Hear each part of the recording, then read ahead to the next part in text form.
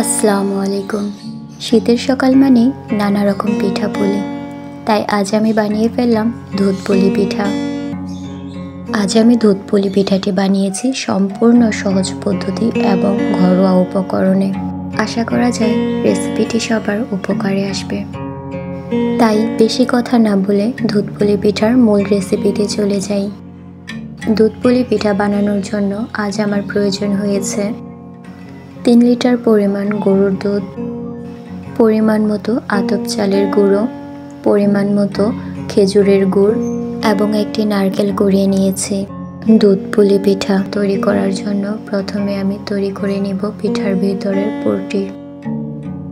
পুরটি তৈরি করার জন্য প্রথমে আমি একটি কড়াইতে দিয়ে দিব কোরানো নারকেলগুলো এবং সাথে দিয়ে দিব কুচি করে কেটে রাখা খেজুরের গুড়। তারপর খেজুরের গুড় এবং নারকেলগুলো ভালোভাবে মিশিয়ে নিব। নারকেল এবং খেজুরের গুড়গুলো একসাথে মিশানো হয়ে গেলে এ পর্যায়ে অ্যাড করে দিয়েছি পরিমাণ মতো লবণ।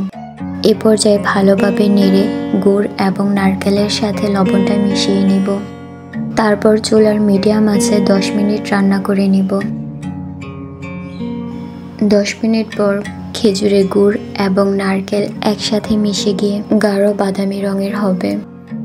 আর এই সময়গুলোতে আমি অনবরত নাড়তেই থাকবো। গাঢ় বাদামি রং ধারণ করার পর যখন দেখবো আমি নারকেলে আর একটুও পানি নেই এবং পুরটি একটু শক্ত শক্ত হয়ে এসেছে, তখন পুরটি আমরা নামিয়ে নিব।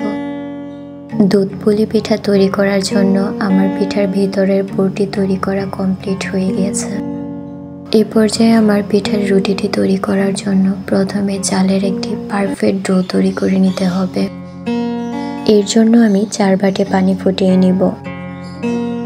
এখানে আমার 4 বাটি পানি ব্যবহার করার মেইন কারণ হলো 4 বাটি পরিমাণের চালের গুঁড়োর ব্যবহার করব। অর্থাৎ চালের সম পরিমাণের পানি ফুটিয়ে নিতে হবে। এ পর্যায়ে পানি ফুটে আসার পর আমি পানির সম পরিমাণের চালের গুঁড়োগুলোকে পানিতে অ্যাড করে দেব। তারপর একটি খুন্তির সাহায্যে পানি এবং চাল একসাথে ভালোভাবে মিশিয়ে নিব। পানি এবং চালের গুঁড়ো একসাথে ভালোভাবে মিশে যাবার পর 5 মিনিটের জন্য ঢাকনা দিয়ে ঢেকে সিদ্ধ করে নেব। 5 মিনিট পর একটি খুন্তির সাহায্যে আমি ভালোভাবে নেড়ে নেব, যেন কড়াইয়ের উপরের এবং নিচের চালের গুঁড়োগুলো সমানভাবে সেদ্ধ হয়।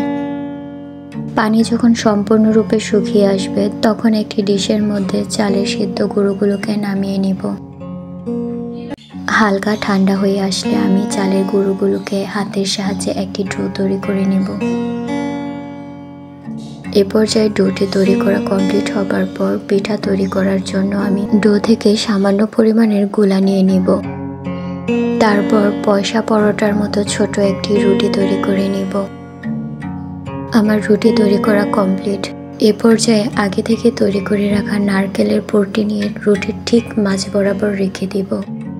তারপর রুটির 2 পাশ একসাথে করে আমি সিল করে দিয়েছি। রুটির 2 পাশ একসাথে সিল করার সময় আমরা পছন্দ মতো নকশা করে নিতে পারি। ভালোভাবে রুটির 2 পাশ সিল করে নিলেই পিঠাটি তৈরি হয়ে যাবে।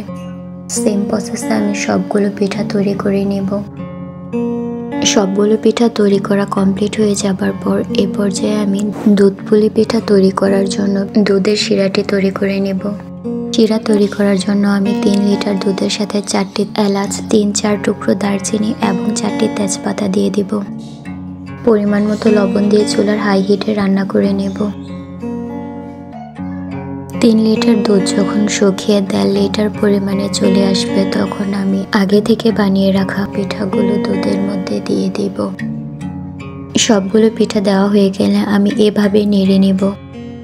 এ পর্যায়ে চামচ বা খুন্তির ব্যবহার করলে পিঠাগুলো নষ্ট বা ভেঙে যাবার সম্ভাবনা থাকবে, তাই পিঠাগুলোকে আমরা এভাবে নেড়ে নেব।